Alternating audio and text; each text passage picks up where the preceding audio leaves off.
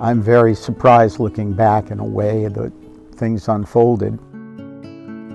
I was 25, I guess, and I was starting out in a law firm in San Francisco in the financial district. It was a very highly regarded law firm, and I was doing well there, and I could expect over time to climb the ladder and someday be a partner and a senior partner and so forth. But I wasn't very happy in that corporate scene. I was totally swept up in what I like to call cultural revolution in the 60s. And I really sincerely, authentically believed that we were on the edge of a brand new world where there wouldn't be discrimination, that people would live in harmony with each other, war would drop out. I look back, now it all seems just naivete, but at the time there was such an intoxicating air of that possibility.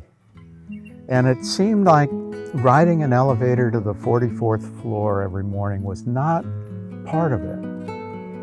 And I began to fantasize, well, maybe I ought to look around and see if I could find a place in a more natural setting to live. And it was consistent with an ethos of the time, which was amongst those hippies and wannabe hippies and cultural rebels, was the idea that collectively we could return to a simpler way of life. And I was very much a city boy, so this was a leap of faith, and I really had no idea how to do it.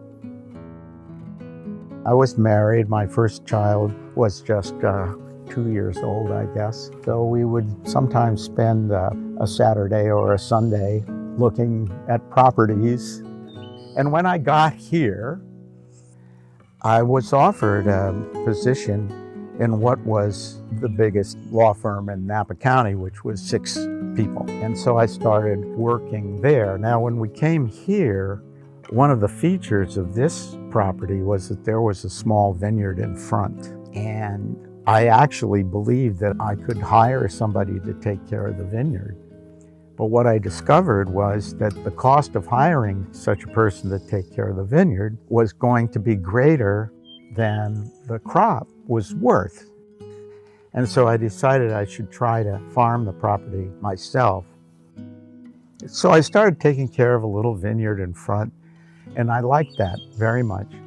And although I had a wonderful position at the small law firm in Napa, really an excellent situation. I liked the people involved. We had a practice that was really embedded in the community. And so I was liking that, but I liked grape farming better.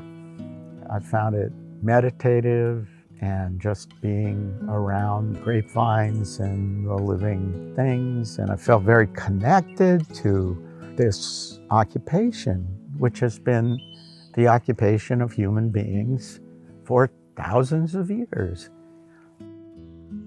Ultimately, one's occupation is a way for a person to understand himself. And certainly farming for me was like that because I didn't know anything. I didn't bring anything to it. And so everything I found out along the way felt new and adventurous and profound in its way.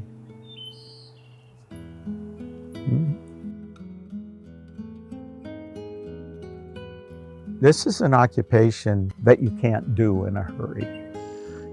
Your tractor is traveling at about 4 miles per hour. And when you have rows and rows and rows to do, that's a lot of hours. And I was spending, at first, a great many hours doing that at a very slow speed. And you can see the world in an entirely different way at 4 miles an hour. It's easy for me to bring it to mind right now. This sense that I was really doing something that's far different than anything else I'd ever done before. And I was turning over the soil, and it was setting in motion an entire chain of events. I had the real sense that I was doing something nice for the birds. And I had the very real sense I was doing something nice for the vines. And I thought to myself in those early days, this is a fabulous occupation. It had nothing to do with conventional ambition, but very, very little to do with money, very, very little to do with prestige or status. All of those things, competition, didn't have anything to do with that. So all the things that I had sort of come up to believe constituted an occupation was being changed right before my eyes. And when I started winemaking, it got even more like that. I came engaged with the question, which is, what if a person tried to run a business that was not primarily driven by the bottom line? What if somebody tried to present a commercial model, commercial to be sure, but one which reflected, may I say, integrity, authenticity, human values that I particularly cherish? And one of the great things I discovered, and really it was discovery, I had no idea it was going to unfold this way, was that I found myself in a fabulous position where I didn't have to compromise what was important to me. This is puzzling to me. Part of me that wishes I had more to show. And I'm very aware of the fact that my friends are all overachievers. So they've written books, and they've made enough money to have private airplanes, and they have been the head of big corporations, and they live in grand houses, and they have a great deal to say on their class report, you know, and I'm not sure what to say. You know? So I look at those achievements of others, and I realize I could have done those things. Those things are roads not taken.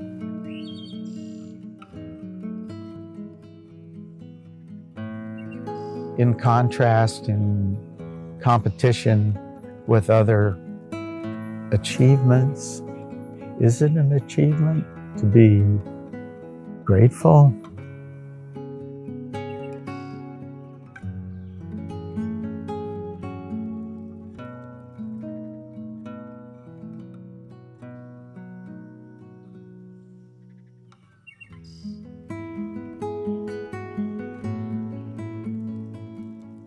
There's a big quotation where I went to law school from Benjamin Cardozo, where he's welcoming lawyers into the profession, and he talks of it as being a splendid opportunity for achievement. And I saw those words quite recently, and I thought whether what I've done here with my life, whether it was an opportunity for achievement.